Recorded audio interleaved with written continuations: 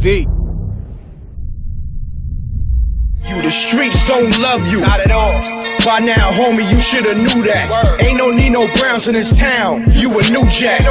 I'ma drop a dime on you. That's where that statement comes from. Payphone used to be a dime. You know what I'm saying? I think a pack of cigarettes was like $1.50. I remember $1.25. They up to, you know what I'm saying? 10, so, 25, 11, whatever. Or how you see people say quarter waters. A water was a quarter. Yeah. Penny candy. It's no penny candy no more. So that's the true essence of dropping a dime? Yeah, that's the dope shit that I'm gonna drop a dime on you. I'm about to place that call.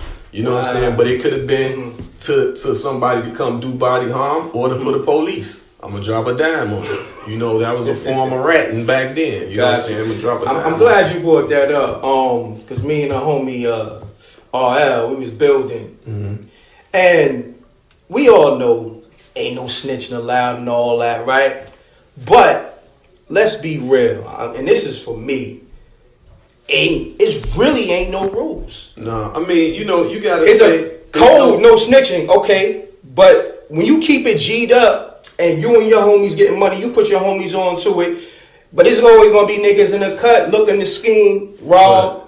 You know what I'm saying? Right. So then you might get at them, but those niggas might be the ones that's telling and so forth and so on. Or you dig what I'm saying? It's different.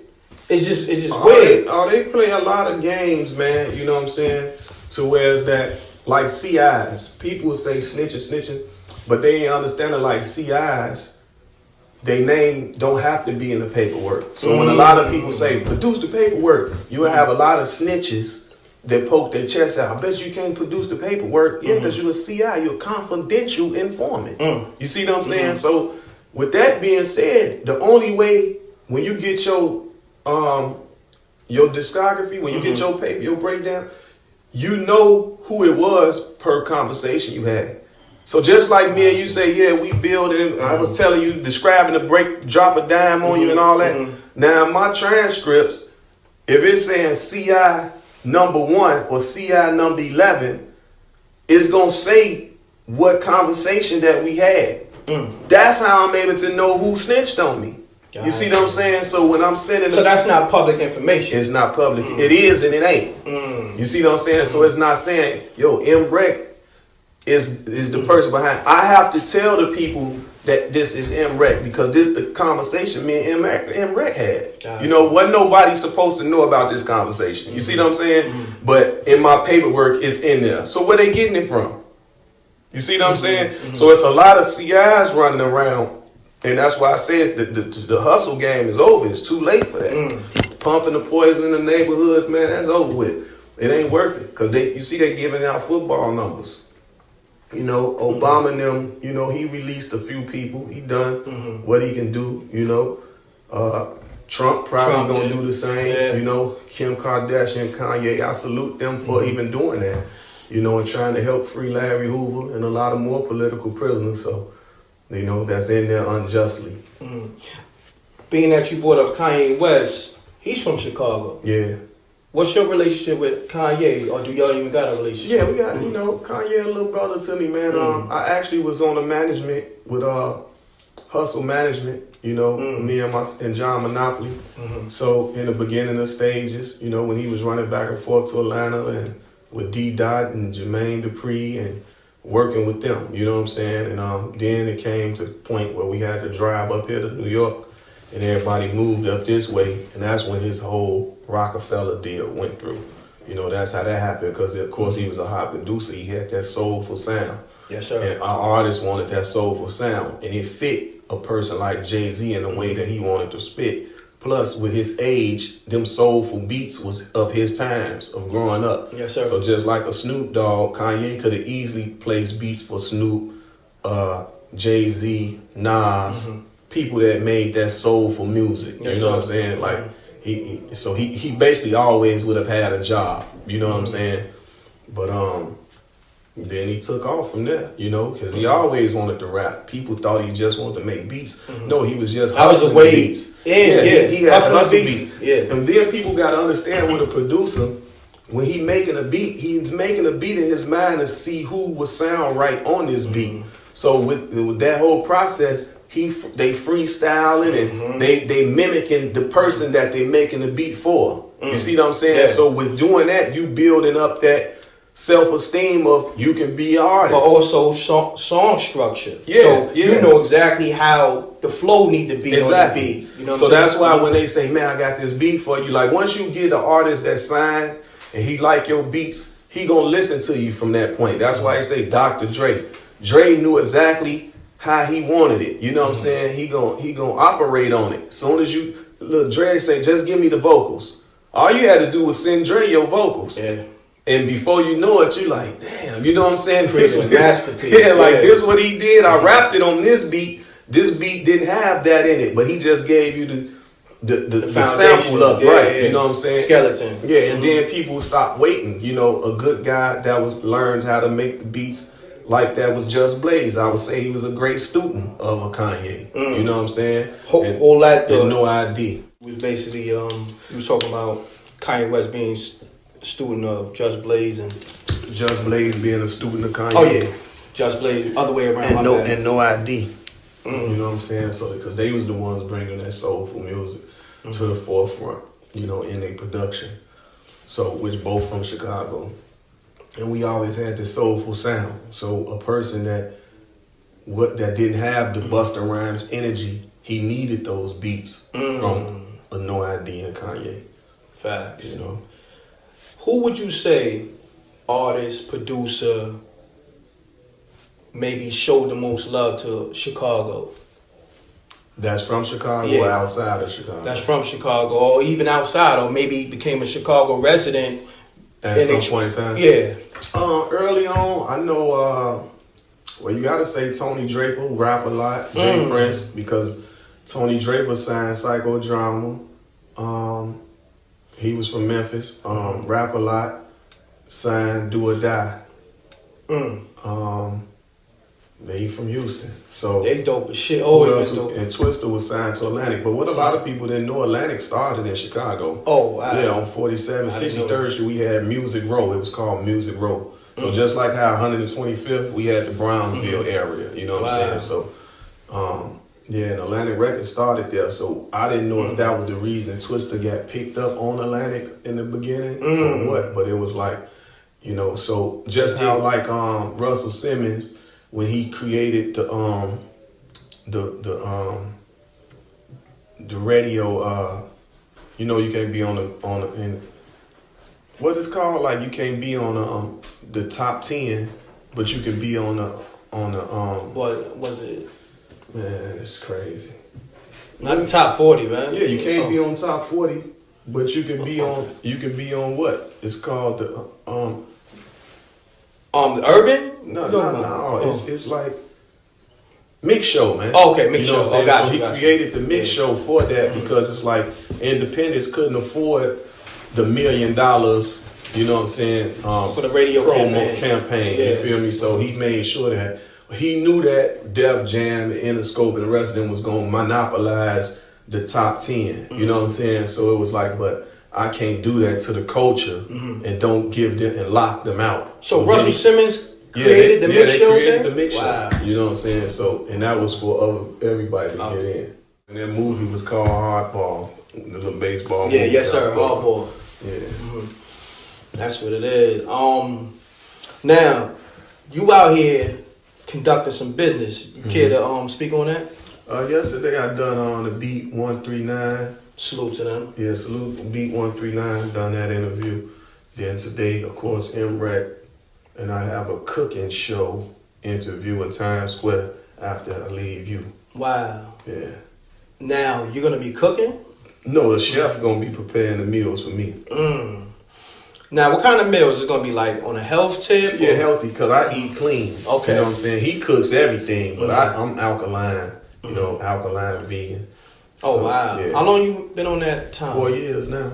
Wow. Yeah. Salute. Yeah. That's hella discipline. Yeah, that's exactly what it is. Hella discipline. But, you know, once you get a chef, anything you was used to eating, they can make it just with healthier foods. You know what I'm saying? Like, I just was in Vegas and I tasted They had some kind of jerk chicken, as they called it. Okay. And then they had some shrimp, as they called it. And it actually tastes like the both. Wow. You know, but it could be cauliflower or, you know, they making it with different stuff, but the taste is what draws you into it, and textures, you know what I'm saying? So they use a lot of mushrooms and, you know, man, that tripped me out. These tacos are so good, I'm thinking about them now. Wow. You know, yeah, I need some of those you know, tacos. I know a lot of vegans, they use tofu, soy, which is terrible for you, you know, but I do majority all plant-based.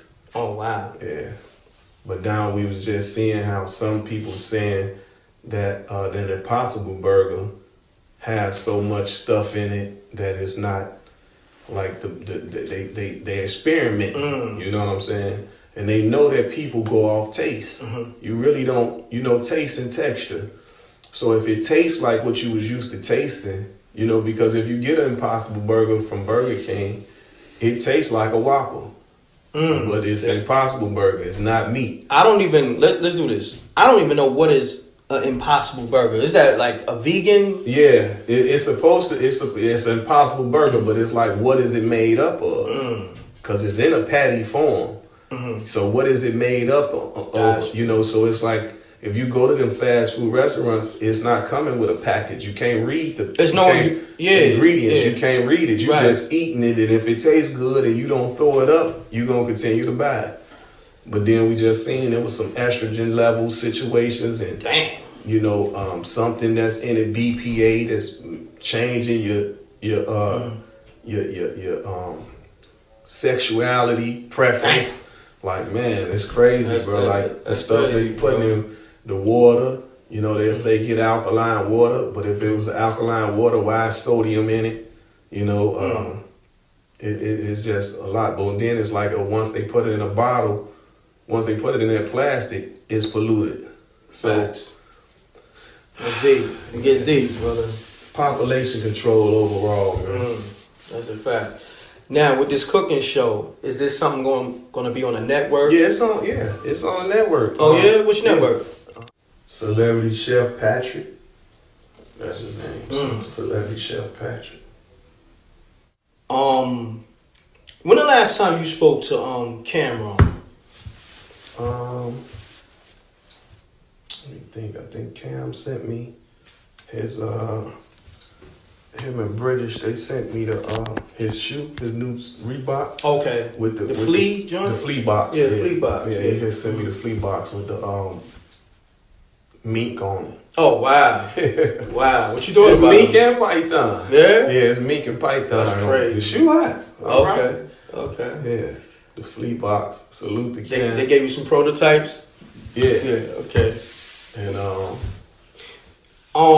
he got a new project right now too. I just was listening to it. Purple Haze too. I gotta actually Purple Haze too. Lock into it because there was a lot of joints that I was hearing off it that was hot. That was hot. It's a generational record. You know what I'm saying? Like if you come from his era of music, you gonna rock with it. I don't know if the youngins how they really gonna feel about it, because if he ain't talking about popping pills and sipping syrup, you know, or the recreational things they like to do, then it's not for them. Just like Fabulous mixtapes is catered for our generation. So it's like that, which is what the dude Tory Lanez say he's doing, but he's younger, but trying to make the music for our generation by remixing our generation music. So you see how he done it a different way of thinking, let him sound different from everything else that's coming out. Gotcha. But if the auto tunes is used, the listener don't know the difference because it's all gonna still sound the same. That's a fact. You know, that's a fact. Now I want to go to the beginning of you and Cameron relationship. How did you meet and all that? Cam, but let me think, Mace. So you got a relationship in Harlem, you know what I'm saying? So you got a relationship with Mace too? Yeah. Oh, that's the homie too. Rest in peace, Aunt Minnie. She Mace and Puff godmother. You know what I'm saying? So my cousin Harlem Rob, they always was around. Nelly used to come to the house. You know, rest in peace, Fat Trail. Trail paroled out to my aunt's house in Harlem. So you know, my little cousin Bugs and Gritty, they was on Nelly's first album. They got over 10 million sold. So, you know, I was in the beginning of a lot of guys' careers. I knew them before they blossomed. Gotcha. You know what I'm saying? So, I mean, really with all of them. With 2 Chainz and Future. Who else? Dipset, of course. Because all this started, like Act Like It Entertainment started in, what, 98, 97-ish, 98. That was incorporated, that I incorporated the company. So we all started together, you know what I'm saying? And the peers before us was, of course, like I say, Rap A Lot, Tony Draper, Suave House, of course, Death Row, No Limit, Cash Money, Bad Boy, Rockefeller.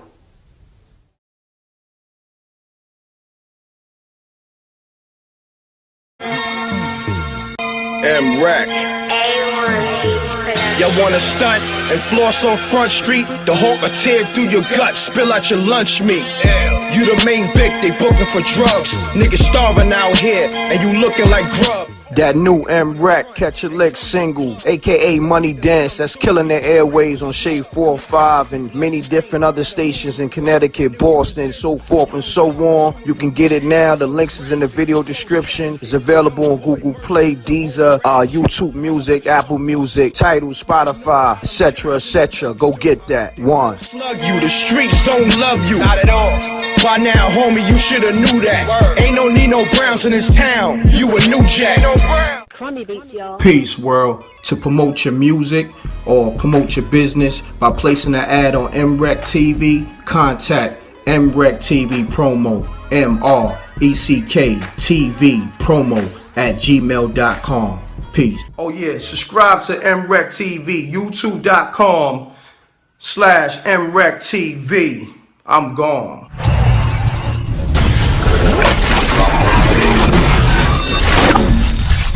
M.Reck TV. It's got a music.